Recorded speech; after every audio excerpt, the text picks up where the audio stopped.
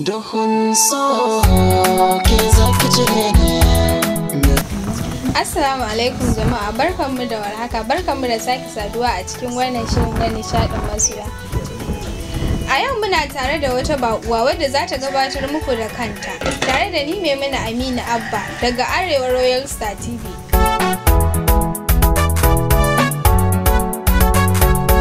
Baƙuwanmu assalamu alaikum.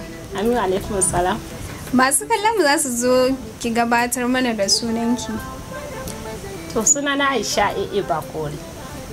To malama Aisha, za mu so ki gabatar mana da ɗan takaitaccen tarihin rayuwarki. To kamar yadda na faɗa muku a baya, sunana Aisha AA Bakori. An haife ni a garin Kano. Na yi primary school ɗina da secondary ɗina a makarantar AT International School da ke hoto da GRA. Na kammala secondary school ɗina, na samu admission a Aminu Dabo College of Nursing and Midwifery da ke cikin garin Kano, wanda nake karanta community health, wanda har yanzu ina makaranta.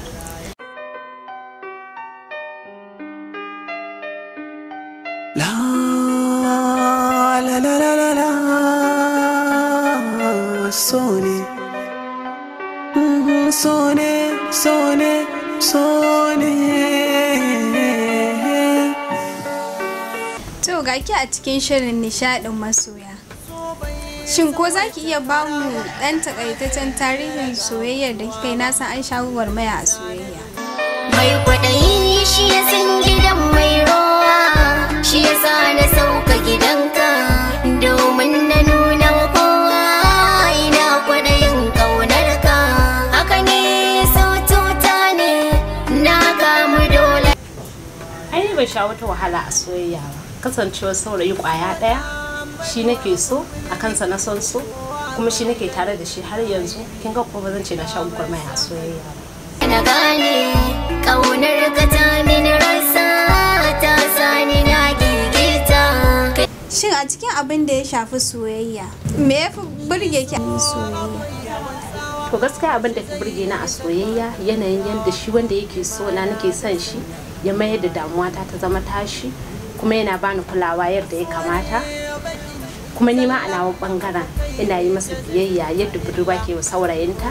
Ya gaji gare ni masoyi, zuciya kewarka take yi, ruhi yana juyayi, wai yaushe ne zanganka.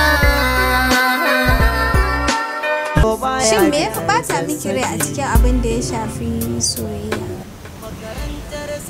To babu abin da yake bata min rai a soyayya, kasancewa muna zaune lafiya da saurayina, sai dai ni a tunanina akwai waɗanda nake batawa rai. Soya wuce zuma daɗi zai sa ka dinga karaɗi, daga kaɗan ɗane shi su ma ake.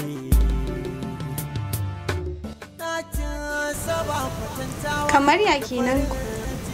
To akwai wani hira da wani saurayi yayi, wanda ya yi maganganu wanda ya dangance ni, wanda yake cewa an tambaye shi 'yan mata nawa yayi a rayuwar shi, sai yake cewa ya taɓa haɗa 'yan mata uku, wanda ya ce ɗaya daga cikin 'yan matan gidansu na kallon gida.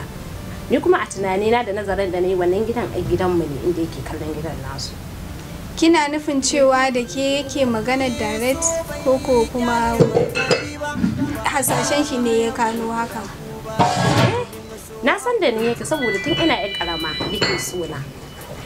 Dan a lokacin ma idan yana tsokana na yana ce min budurwata ni kuma ina guduwa, ina jin kunya, dan duk wanda ya min maganar shi ina nuna bacin rai. Sai lokacin da na taso na zama budurwa, sai ya nuna yana sona da gaske, ni kuma sai ni bashi sakin fuska, saboda baya cikin tsarin namijin da nake so na aura.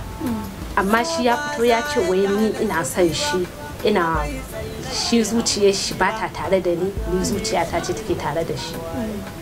Kuma yana faɗin maganganu a kaina, yana cewa shi kwata-kwata ba soyayya muke ba. Hasali ma lokacin da aka fara da za a yi auren shi, na gudu saboda kishi, na bar garin nan saboda ka in tsaya bikin shi. Ni kuma naga a lokacin ranar bikin shi gaba ɗaya gidanmu ba malamin ta Katsina taron family. Shin kuma gaskiya ne maganar da yake faɗa cewa da bikin shi kin gudu, ko ba gaskiya bane ba. Wallahi ƙarya yake.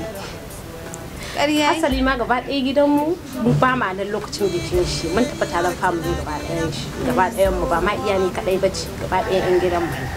Amma ya fito yana cewa wai tsaba kishi ne yasa saboda bai aure ni ba yasa na gudu. Kuma ni san ban taɓa jin san shi a raina ba, wallahi ba na san shi, ban taɓa jin san shi a cikin zuciyata. Hasali ma so nawa yake turowa gidan mu in zo ni kuma in ki zuwa. Amma ya fito ya faɗi ƙarya da gaskiya ya ce wai ni ce nake son shi zuciyar shi ba ta tare da ni. Wallahi ban taɓa jin son shi a raina ba kuma ba na son shi. To me ma zan yi ma da shi kin san idan aka ce makaho ga ido sai ki ji ya ce wari yake saboda ya san ba samu zai yi ba. Rikicin soyayya a sanya ni na rikice ga idaniya na zubar hawaye sai na rikice wayo masoyiya ki kula da karna